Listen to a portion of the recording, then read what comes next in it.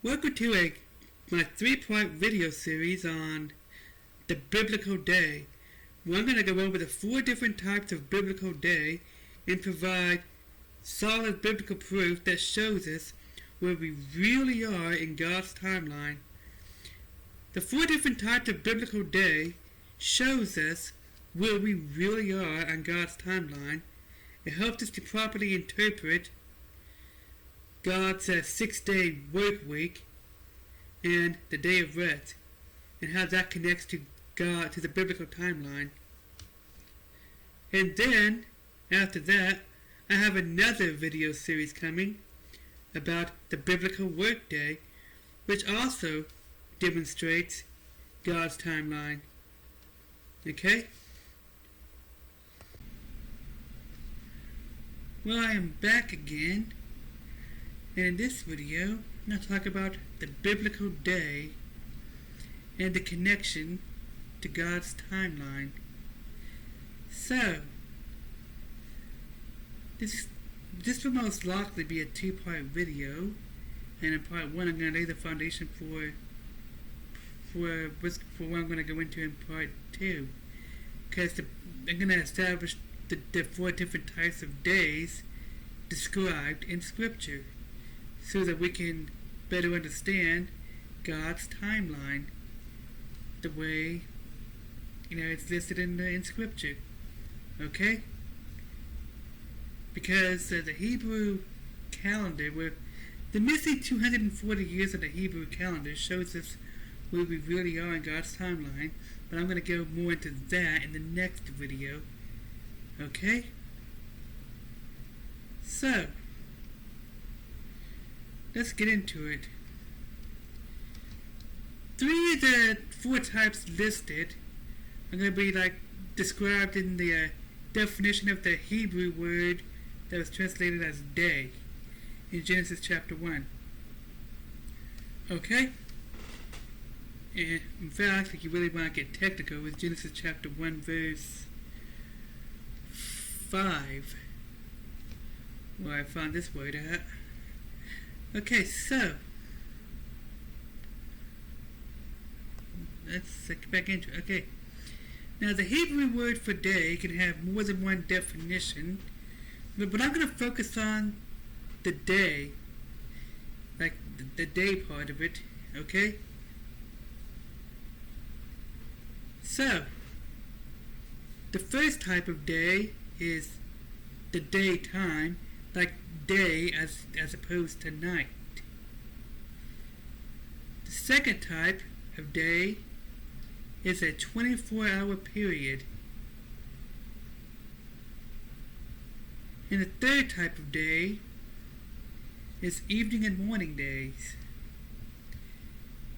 That would see part of the definition of the Hebrew word for day. Okay? Now, while the Hebrew word for day used in this passage can also refer to an age or an unspecified amount of time, I'm not going to focus on that. I'm going to focus on the day part, the 3 parts that I'm going to listen here, that I just listed here. And then the 4th part, you can find that listed in, let's see, 2 Peter 3 and 8, I believe, if I have the right Peter. Yeah, 2 Peter 3 and 8. And Psalms chapter 90 verse 4, where it talks about 1,000, that was God, 1,000 year is a day, okay? So it's 1,000-year day, which is the 4th type of day listed in Scripture. So, let's get into establishing the 24-hour day, day as opposed to night. The work day.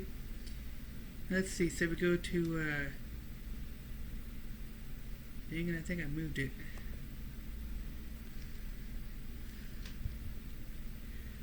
We go to Matthew chapter 20, verses 1 through 16. Now, I'm not going to read the entire thing to save time, but because I get that parable, the parable of the labor in the vineyard or something. I forget what it's called. It's a parable of Jesus. Anyways, we want to focus on the time of day. In these passages, in Matthew chapter 6, Matthew 20, verses 1 through 16, we want to focus on the time of day that is mentioned in these passages.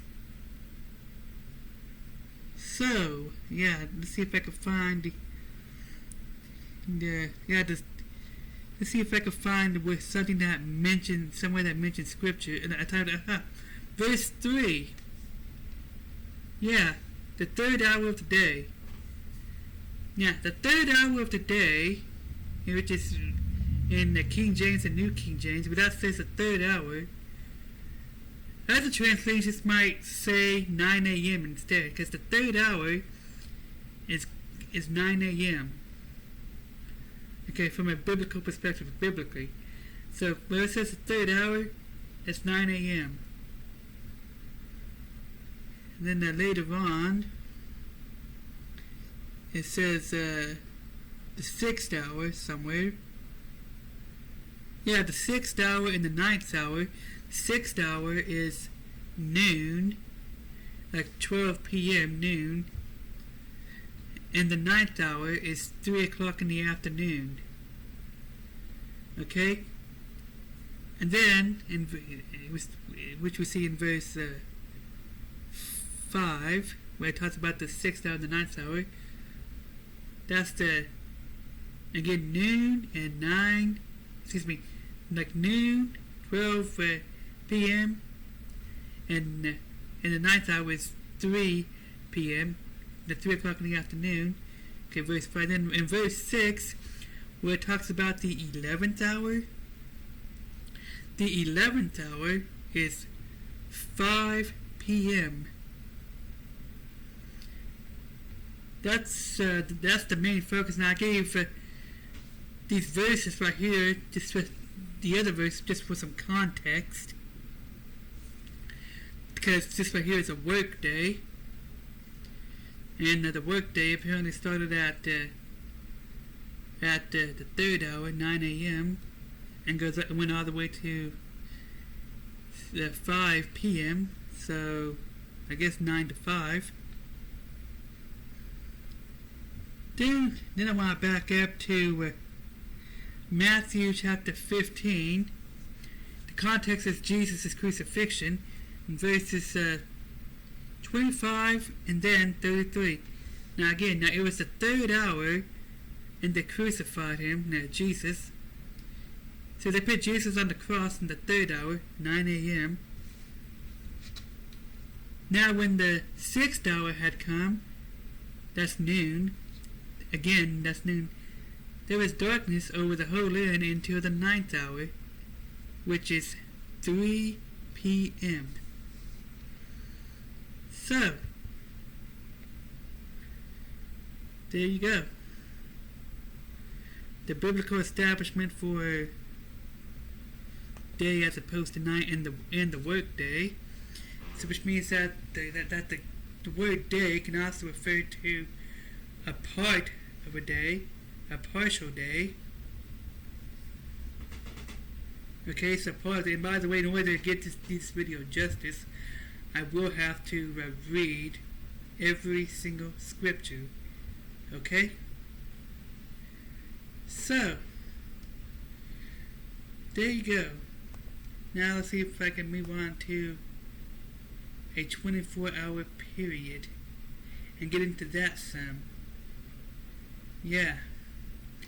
So, well, I guess everybody already knows about the 24-hour day. That's no secret.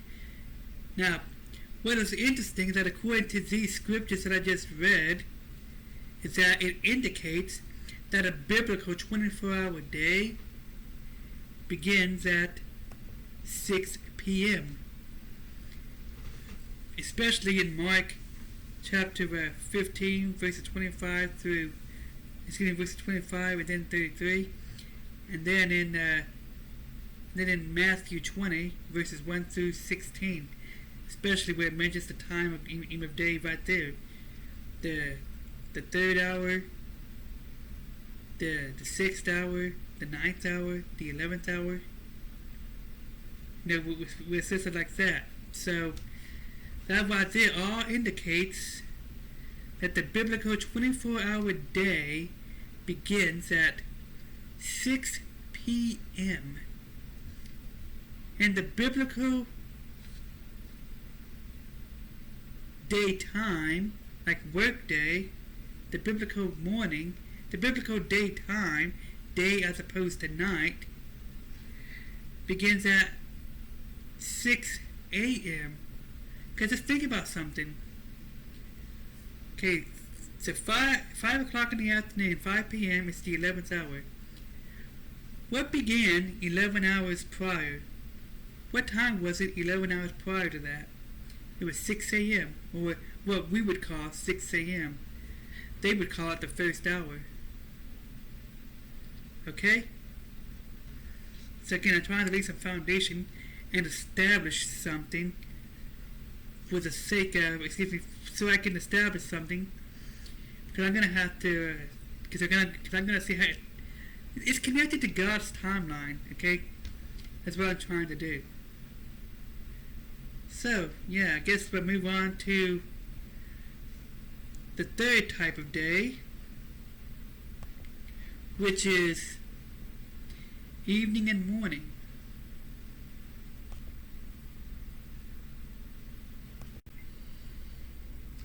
Okay, so the evening and morning day.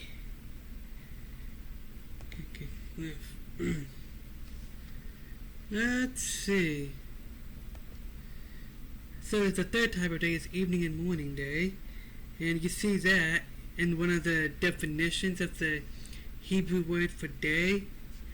And you also see that scattered throughout Genesis chapter 1. Let's see, and you can see it scattered. You can see it listed in Genesis chapter 1, verse 5, 8, 13, 19, 23, and 31. If one of these verses ends with evening in the morning, was the first day, or evening and morning was the second day, and so on. And this is the biblical method for measuring a day. So when you measure a day from a biblical perspective, you have to go by evening and morning. For example, God measures the days of the week are different than what we go by. Okay? The biblical days of the week do not have names. They are not Sunday, Monday, Tuesday, Wednesday, Thursday, Friday, Saturday. Okay, they are different. Number one, the days of on the Gregorian calendar, the days of the week and the months of the year are named after false gods. Okay, they are named after pagan gods, and they are named after false gods, and it would not be based on that, and neither would the time be based off of that. So we have to interpret God's timeline, which I'm going to go in deeper into that in the next video, towards the end of that. So we have to interpret God's timeline from the perspective of a biblical day. Okay? So I'm going to show you something, okay? The biblical first day of the week begins on what we would call Saturday evening, not Sunday evening. The biblical first day of the week begins on what we would call Sunday. I did it again. It's Saturday evening, not Sunday evening. Okay? The biblical first day of the week begins on what we would call Saturday evening. Okay? because God goes by evening and morning day, so it's day 1, day of the week, okay? The second day begins on what we would call Sunday evening. Excuse me. The third day begins on what we would call Monday evening. The fourth day begins on what we would call... No, wait, I think I skipped something. The first day goes from what we would call Saturday evening to what we would call Sunday evening. The second day begins on what we would call Sunday evening. Okay, Sunday morning is still part of the first day. The third day begins on what we would call Monday evening. The fourth day begins on what we would call Tuesday evening. Then Wednesday evening is the fifth day. And, well, you get the idea. So, yeah. Evening and morning, first, that's the time, is day 1, evening and morning, okay? Let's see, so, Thursday is the 5th day of the week, okay? For example. Okay? And then day 6 would begin on Thursday evening, and day 7 would begin on Friday evening, or this is what we would know as Friday evening, Saturday. Okay? So it's weird to me to debate the Sabbath day when even those who preach that we should practice the Sabbath day, we should celebrate, we should take Sabbath day off, we should rest on the Sabbath day. Technically, they're probably not even doing it right, biblically, because that would mean, because the Sabbath day actually begins Friday evening, on what we would call Friday evening, and ends on what we would call Saturday evening. Okay, day 6, Friday evening to Saturday evening. Okay? Because Saturday evening is when the first day of the week begins. Okay, now this does not mean that Jesus rose from the dead on Saturday evening. Okay? Because the Bible makes it clear that Jesus rose early in the morning on the 6th day. No, excuse me, on the first day of the week. So, I have a theory, which I'm going to get into in my next video. Well, maybe something that I've already gone over in this video. Do not remember if I went over it or not. I have a theory that Jesus rose from the dead at 6 a.m. on the first day of the week. On what we would call 6 a.m. on the first day of the week, because the biblical day begins, because the biblical daytime, now morning, begins at 6 a.m. And it would make perfect sense. That is a theory. I have biblical reasons to believe that theory, but nothing that proves it. No conclusive proof. However, it's a theory, okay? That I admit that it is a theory, okay? That Jesus rose from the dead about 6 a.m. on the first day of the week, which they put it early Sunday morning. And 6 a.m. is the first hour of the day, of the daytime.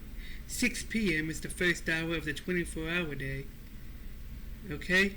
So, again, the Bible establishes 4 different types of day. Okay, so, and by the way, when it says evening and morning days, a lot of people will wonder how evening and morning can exist without the sun and the moon. We are talking about times of day from 6 p.m. to 6 a.m. basically, that is what that means, biblically, okay? So from 6 p.m. to 6 a.m., evening and morning days. Okay? So, now let's move on to 1,000-year day, the fourth type of day listed in the Bible. And that's listed in, we see that in two places. Psalms chapter 90 verse 4 and 2 Peter chapter 3 verse 8. Let's start with Psalms chapter 90 verse 4. Let's read that real quick. For 1,000 years in your sight are like yesterday when it is past, and like a watch in the night. Don't have time to go over the content, that's a different video. Then 2 Peter 3 and 8. But beloved, do not forget this one thing, that with the Lord 1 day is as 1,000 years, and 1,000 years is as 1 day. Now I want to make something perfectly clear. I do not believe in day-age creationism. That's not what I'm getting at. I'm getting at God's timeline, okay? Which is going to be, I'm going to go deeper into that when I get into part 2 of this video, towards the end of part 2, in the conclusion, because that's when I'm going to say a lot of controversial stuff, which is based on scripture-based data, okay? So I do not believe in day-age creationism, which states that the 6 days account in Genesis chapter 1, what we call the Genesis week or creation week, whatever you want to call that, is those were 1,000-year days instead of literal days. But the term evening and morning proves that these are talking about 24. It's talking about 24-hour days instead of 1,000-year days in that verse. So it's connected to end time prophecy. It's connected to God's timeline. That's what it's a piece of the puzzle, which I'm going to put together in the next video. I want to establish something. First, I want to establish the biblical definition of a day before I get into that. I want to establish the biblical the 4 types of days because that gets into the 7-day work week and the 6 days of work and the Sabbath day, the day of rest, which is based on Genesis chapter 2. That's where we get the idea. Okay? So, yeah. So, 6 days, evening and morning days, and then a day of rest. So, yeah, that's, so 1,000-year day, a lot of people come up with a timeline, a 7,000-year timeline. But in the next video, based on the scripture, but in the next video, towards the end of it, I'm going to go over why that timeline doesn't make any sense today. Okay? So, just to review the 4 types of days listed in the Bible, the 4 biblical days. So, number 1 is the daytime, day as opposed to night, the opposite of night. Number 2, a 24-hour period, or biblically from evening to morning, which brings us to number 3, evening and morning days. And the 4th type of day is 1,000-year day, which is more symbolic, which I believe is meant to give us a reference to, like a piece of the puzzle to help us know about when Jesus is coming back, to help give us like a timeline. And I'm going to show you something when I get to the end of part 2. Okay?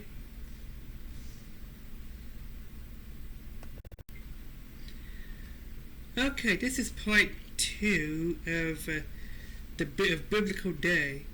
In this video, I'm going to go deeper into the timeline towards the end of this video. Okay? So, I want to establish a premise. Okay, because I got to establish a foundation of a biblical day. Now I want to build the strength of the foundation before I get into some controversial statements in this video. Okay? And I want to bring on biblical proof. So, in the last video I went over biblical days, biblical definition of a day. And I'm not going to do that again in this video. I might do a quick review in this video.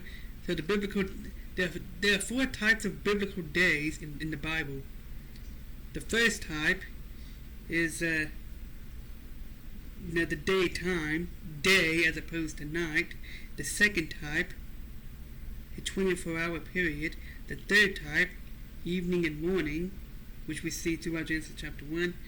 And the fourth type, by the way, 3 of the types we see in the definition of the Hebrew word for day in Genesis chapter 1. And the fourth type, 1,000-year day, we see that in Psalms chapter 90 verse 4 and 2 Peter chapter 3 verse 8. Okay? So, let's get into this video. And everything will be in the description, by the way. Let's see. I no longer need this. Okay, I'm closing out some tabs. Now then, I want to go to some key scriptures, with key verses. Okay, so in Matthew chapter 20, verses 1 through 16, the parable of the workers in the vineyard. What I'm going to focus on here is the time of day listed in these scripture. So in the description, I will post the reference to the entire thing. So the parable of the workers in the vineyard. So let's focus on the time of day listed. Okay? So, in verse 5, it says, "And he went out at about the 6th hour to the 9th." Hold on a second, I think I skipped something. So the wind is right, okay.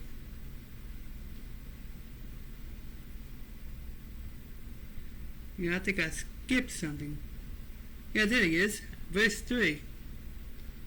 Okay, yeah. "And he went out about the 3rd hour and saw others standing idle." Okay, verse 5. "And he went out at about the 6th and 9th hour and did likewise." Verse 6.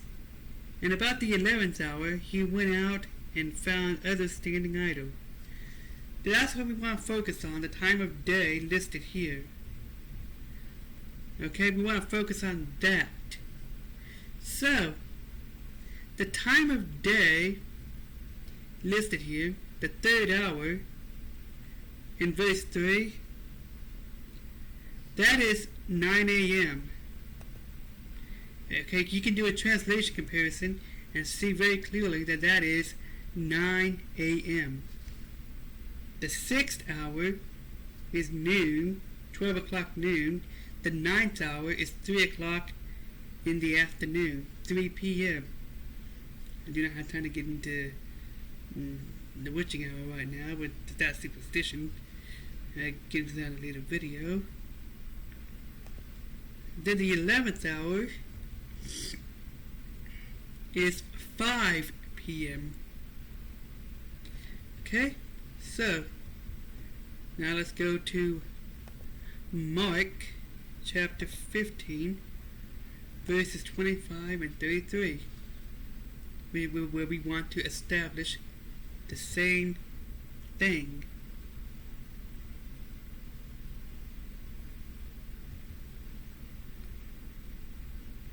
So, in Mark chapter 15, verse 25, Now it was the third hour, and they crucified him. Skip over to verse 33. Now it was the sixth hour. Now when the sixth hour had come, there was darkness over the whole land until the ninth hour. And what I'm getting at here is the same thing, more scripture proof. Okay, so if you do the math, okay, so again, the third hour, 9 a.m., we can do translation comparison. Noon is the sixth hour, 12 o'clock noon. The ninth hour is 3 o'clock p.m., 3 o'clock in the afternoon, okay? That is the ninth hour of the day, okay? That is the ninth hour, 3 o'clock p.m. Okay? Cool? So, let us go over to Genesis chapter 1, verses 1 through 5. Okay? In the beginning, God created the heavens and the earth was without form and void, and darkness was on the face of the deep, and the Spirit of God was hovering over the face of the waters. Verse 3 through 5, that's the focus point here. Then God said, "Let there be light," and there was light, and God saw the light, and that it was good, and God divided the light from the darkness. Okay, verse 5. Again, golden text here, main text that we want to focus on, or one of them. God called the light day, and the darkness he called night. So the evening and the morning were the first day. Now let's go over to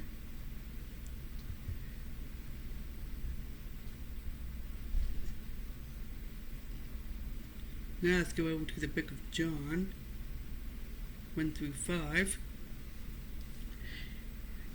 In the beginning was the Word, and the Word was God.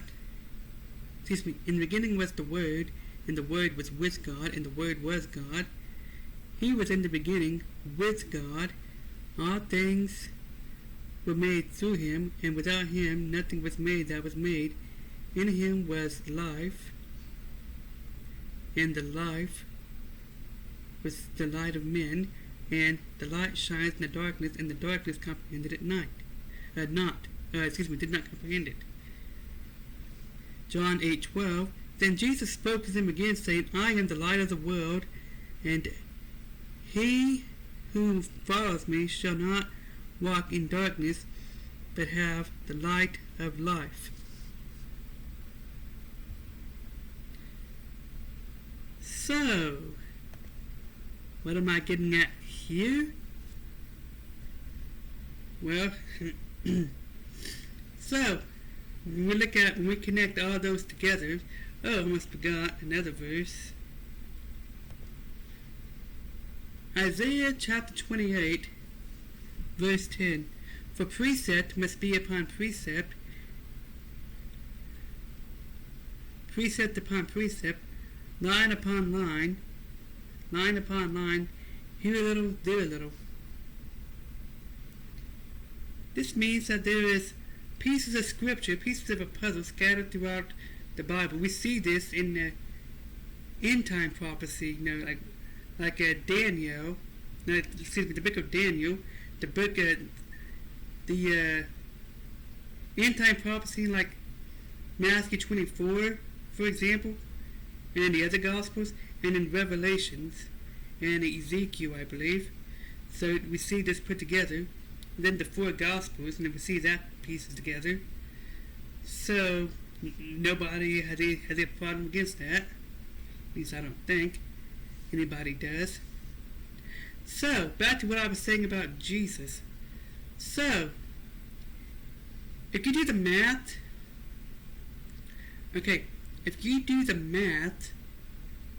and subtract, 9 hours from 3 p.m., for example, you get 6 a.m.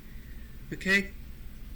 So I gave you biblical proof that these scriptures that I already listed, Mark 15, 25 through 33, and Matthew 20, verses 1 through 16, gives us enough information for us to deduce that 6 a.m., that the biblical first hour of the day begins at 6 a.m. The daytime, not 24-hour day. Okay? That's what I want to establish. And also another thing that's significant is when John, in the book of John 1 through 5 and John 8:12, identifies Jesus as the light. So, well, what does this have to do with anything?